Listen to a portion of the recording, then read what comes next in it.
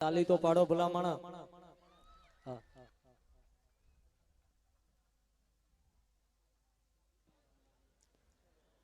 આપણે અહીંથી બહેનોને હું વિનંતી કરું કે ગરબા લેવા માટે અહીંયા ચોકમાં આવી જાય અને દેવિકાબેન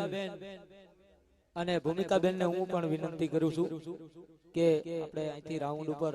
ફરીવાર, કારણ કે વાતો કઠણાઈની ધણી વિગત તાળીઓ કાળજા સોપડે રાત કઈ કાળીઓ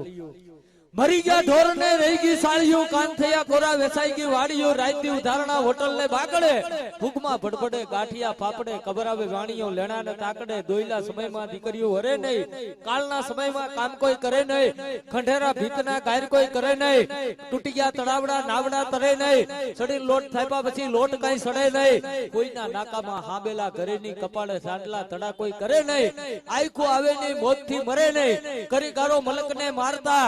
જેગવી આગને ગંજીયું ઠારતા, દાખબી સીમાડા પારકા સારતા, ભડના દીકરા હિંમત નો હારતા, ઉધારે પડાવી કરે ઉધારતા, લગ્નમાં મરણની વાટ લલકારતા, ખંભા ઉપર પનિયાળ ફાળિયા ઢારતા, કોર્ટે કાયમ મસ્કારા મારતા, કોકના ગોદડા સોરીને પરબારી રાયતું ગુજારતા. આવા કજાડા માણોની હું વાર્તા સાહેબ, વાતની મજા નથી. પણ